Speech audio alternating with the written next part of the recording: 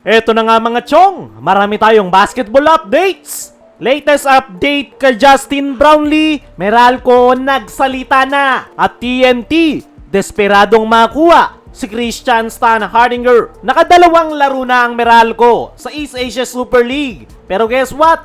No show pa rin si Justin Brownlee. Hindi pa nga ito nagpapakita sa Meralco Bolts. Kaya naman, marami ang nagtatanong, nasaan si Justin Brownlee?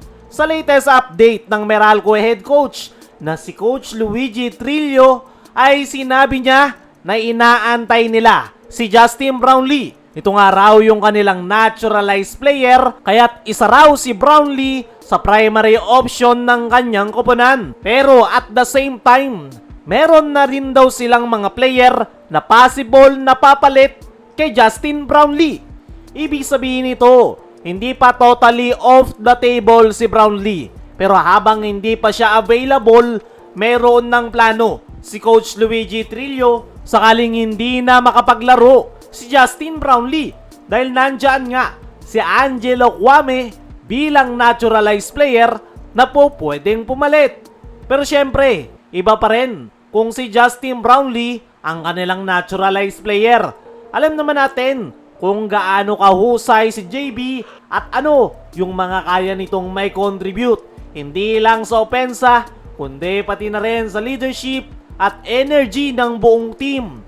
Ang tanong ngayon ng mga fans, bakit nga ba nawawala si Justin Brownlee? Ayon sa mga nasagap nating balita, ay noong umpisa ay okay naman daw yung naging usapan ng Meralco at ng kampo ni Brownlee, kung saan pumayag ang SMC na maglaro si Brownlee sa Meralco. Pero bigla na lang no-show si Brownlee at walang update ang Meralco kung nasaan ang nasabing import. Hindi nga raw ito makontak ng Meralco, maging ang Barangay Ginebra na malapit kay Brownlee ay hindi makontak ang nasabing import. Ayon nga sa mga reports, ay misteryo nga raw yung nangyari. At kung kilala natin si Brownlee, alam nating hindi siya yung tipo ng player na biglang nawawala ng walang dahilan. On and off the court, kilala si Brownlee na napakabait, professional at may malasakit sa teammates at mga fans. Kaya naman, marami tuloy ang nag-aalala na baka may pinagdadaanan si Justin Brownlee, whether personal man o health related. Pero sa ngayon, walang kumpirmadong detalye dahil very private person talaga si Justin Brownlee. Sana lang talaga ay nasa maayos na lagay si JB dahil kakailanganin nga siya ng Ginebra next conference. Pero habang wala pa si Brownlee, patuloy na umaasa si Coach Luigi Trillo na darating din ng araw na magpapakita si JB at makapaglalaro sa Meralco. Dahil kung makakabalik daw si Brownlee, siguradong magiging game changer daw yan sa kampanya ng Meralco sa East Asia Super League. Remember, dalawang sunod na talo na ang Meralco. At kung nandoon lang sana si Brownlee, ay baka iba siguro yung naging resulta ng laro. Dahil alam natin kung ano yung mga kayang maibigay ni Brownlee. At syempre, hindi lang Meralco ang apektado dito.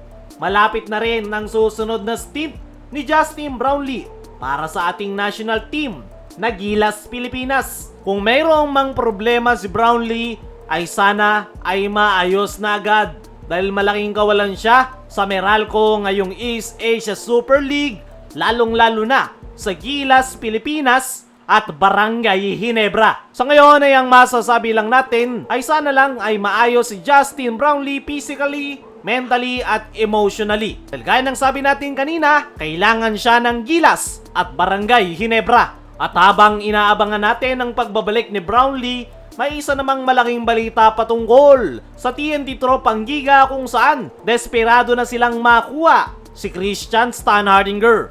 Ayon nga sa article ng Spin.ph ay gumagawa na ng paraan ang TNT Tropang Giga para makakuha si Christian Stan Hardinger. Matatandaan matapos i-trade ng Ginebra si Stan sa Terra Firma ay matapos ang ilang laro ay bigla itong nawala. Inanunsyo ng Terra Firma na nagretiro na daw si Stan. Matapos nyan wala nang naging balita sa nasabing big man. Pero ngayon ay hinahalungkat ng TNT tropang Giga ang lahat para lang mahanap si Sistan. Nangangailangan nga ng big man ng TNT dahil injured si Poy Eram at si Sistan ang nakikita nilang solusyon. As of now, hawak pa rin ng Terra Firma ang playing rights ni Sistan. Kaya kailangan pang makipagnegosasyon ng TNT sa Terra Firma Jeep. Pero bago sila makipagnegosasyon, kailangan muna nilang hanapin si Sistan kung gusto pa nitong maglaro. Kaya mga chong, ano ang masasabi nyo? Na desperado na ang TNT na makuha si Sistan. Ano rin yung masasabi nyo sa update na ibinigay ni Coach Luigi Trillo patungkol kay Brownlee? I-comment mo lang dyan sa ibaba.